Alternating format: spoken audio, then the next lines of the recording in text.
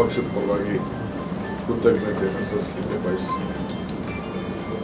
ಅದ್ರ ಜೊತೆಗೆ ಇವತ್ತು ಹೊಸದಾಗಿ ನಮ್ಮ 28 ಜನ ಯಾರು ನಮ್ಮ ಪಕ್ಷದಿಂದ ಸ್ಪರ್ಧೆ ಮಾಡಿದ್ರು ಅವನ್ನೆಲ್ಲ ಭೇಟಿ ಮಾಡಿದ್ರು. 9 ಜನ ಹೊಸ MP ಗಳನ್ನ ಭೇಟಿ ಮಾಡಿದ್ರು, ಅವ್ರಿಗೆ ಅಭಿನಂದನೆ ಸಲ್ಲಿಸಿದ್ರು. ಜೊತೆಗೆ ಅವ್ರು ಯಾವ ರೀತಿ ಕೆಲಸ ಮಾಡಬೇಕು ಅನ್ನೋದು ಅವ್ರಿಗೆ ಕಿವಿ ಮಾತನ್ನ ಹೇಳಿದ್ರು.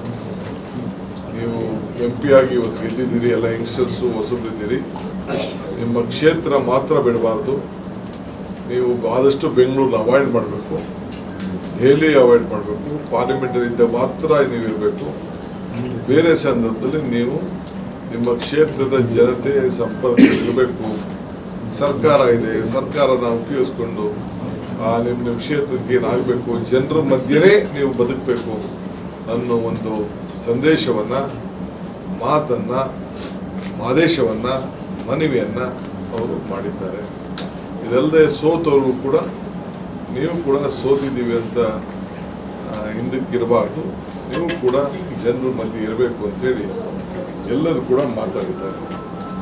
ಜೊತೆಗೆ ನಮ್ಮ ಗೆದ್ದಂಥವ್ರಿಗೆ ನಿಮ್ಮ ಧ್ವನಿ ನಿಮ್ಮ ರಾಜ್ಯಕ್ಕೆ ಇರಬೇಕು. ಹಿಂದೆ ಎಲ್ಲ ಯಾರೂ ನಿಮ್ಮ ರಾಜ್ಯದ ಪರವಾಗಿ ಧ್ವನಿ ಎತ್ತಿರಲಿಲ್ಲ, ಒಬ್ಬರು ಬಿಟ್ಟು ಒಬ್ಬರೇ ಇದ್ದಿದ್ದು.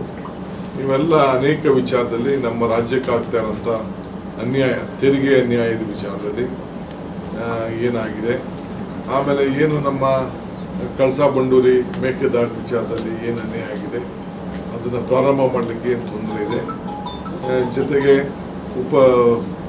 ನಮ್ಮ 5,300 ಕೋಟಿ ರೂಪಾಯಿ ಏನು ನಮ್ಮ ಬಜೆಟಲ್ಲಿ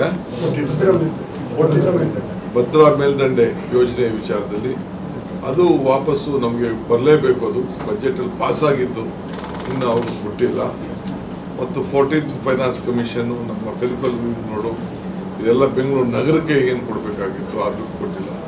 ಹಿಂಗೆ ನಮಗೇನು ಮಲ್ತಾಯಿ ಧೋರಣೆ ಆಗಿದೆ ಈ ರಾಜ್ಯಕ್ಕೆ, ಅದನ್ನೆಲ್ಲ ನಿಮ್ಮ ಧ್ವನಿ ಒಗ್ಗಟ್ಟಿನಿಂದ ಎಲ್ಲ ಹೊಸಬ್ರಿದ್ದೀರಿ, ಹೋರಾಟವನ್ನು ಮಾಡಬೇಕು ಅನ್ನೋದು ಕೂಡ ಅವರು ಎಲ್ಲರೂ ಕೂಡ